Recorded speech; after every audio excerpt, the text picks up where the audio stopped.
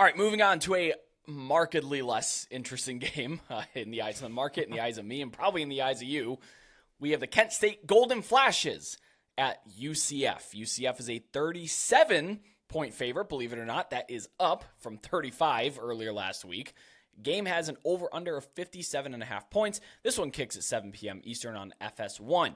Like I said, a little bit of buy-in on UCF. They were minus 35, minus 35.5. Apparently that wasn't enough. Got bumped up 1.5. If you want to do the napkin math, that Kent State is implied for 10.25 points. Not a whole lot. However, they return a nation-low 29% of production. They turn over their entire coaching staff. They do bring in someone that I am super partial to. Matt Johnson, the Bowling Green State University legend who was second in the nation in passing yards in 2014 to only Trevon Boykin, fun fact, or 2015, pardon me, led Bowling Green to a MAC title that I was at. So love me some Matt Johnson. It's expected that he's going to run the same offense that Sean Lewis had in place, or as close as he can to it, because Sean Lewis, of course, is now in Boulder. Rain is imminent. Storms are likely, even though this is past the tropical storm that is pushing through there. There is still going to be some remnant effects in that, so keep in mind that we don't have a very good weather game lined up here. I mean, cut and dry, this is a total mismatch on the field, talent-wise. Do your numbers even consider Kent State losing or by fewer than 37 points? What's your numbers say? Yeah, Brett, actually they do. I had to double check this when I saw it because usually I don't have lines that are this far off Vegas. My numbers right now have this as UCF minus 28. So I think that's a significant difference that I don't usually see. I have UCF power rated number 34 overall. They are by far the best of the four Big 12 newcomers by about 6 points. I mean, that's a big gap. I project the Knights to have the number 39 offense and the number 45 defense this year. Kent State is power rated number 129. That's fourth worst in the country with the worst projected offense in FBS and the number 85 projected defense. That's actually second best in the MAC East behind only Miami of Ohio, but the offense is pretty poor. It's a mismatch on both sides of the ball, especially when the UCF defense is out on the field.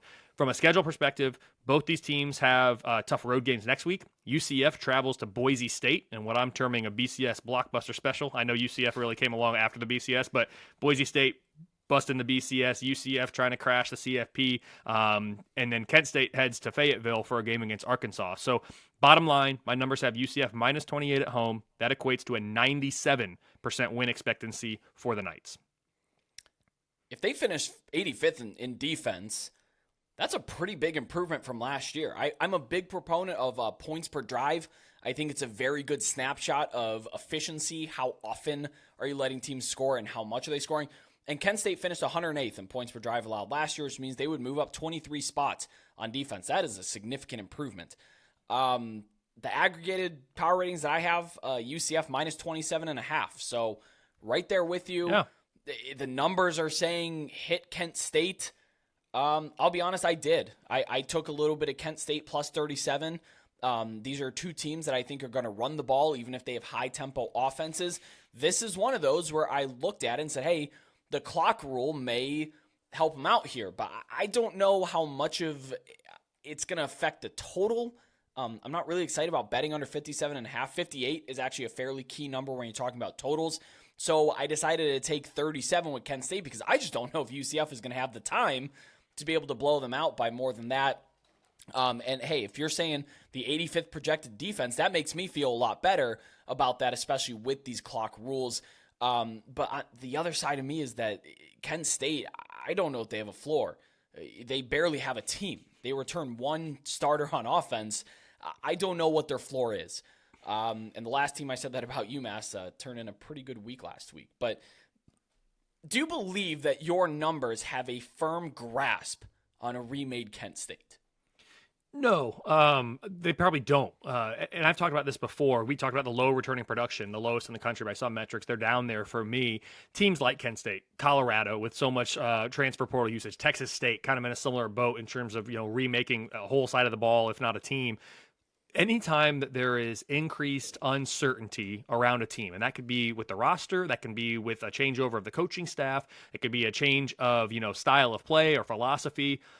When we have those things, it creates increased uncertainty, which from a mathematics standpoint, we don't like, because that increases your margin of error. That makes you less kind of confident in the data that you're putting out there for these teams. But we don't have the luxury in a power rating world or in life. You can't just say, I don't know. I'm just going to pass. I'm putting a number out there for them right now. So we have to have a starting point. Everyone has to start somewhere. You try your best with teams like this who have this much uncertainty to try to figure out where you're threading that needle. You know it could go better than you're saying. You know it could probably go worse. You say you don't know where the floor is. You're trying to thread the needle and say, I think this is kind of the area where it's going to be. This is what the numbers would suggest. You're kind of coming out on average. But I think the range of outcomes, the variability with teams like this is greater than it is for some other teams like a Georgia or an Alabama or an Ohio State who have consistency on the coaching staff. They have consistency for the most part. I know I just named 3 teams that are breaking in new quarterbacks, have consistency, within the roster, and they're just replenishing and reloading as opposed to starting kind of over from scratch in any given year like some of these other teams. You did mention that you don't have the luxury of passing, putting up numbers, but a nice word of advice to people that are betting: sometimes a no bet is a great option. And as a bettor, as a punter, we can always pass on some of these games. So if you out there listening say, hey, I don't think my numbers at home, I don't know if these numbers, I don't know if me personally have a solid grasp on Kent State, Texas State, Colorado, just pass and wait for them to shape out, and then you can start to assess that. Betting isn't my lane, so I'm going to wade in here very cautiously and then get right back out. If you're feeling the urge to bet every single college football game, please seek help. That's all I'll say. Yep. You don't have to bet every game. Yep. And I'm not encouraging any of it, but I know that's a very popular thing that a lot of people do. 1-800-GAMBLER if you have a problem. There you go. That's where you need to visit.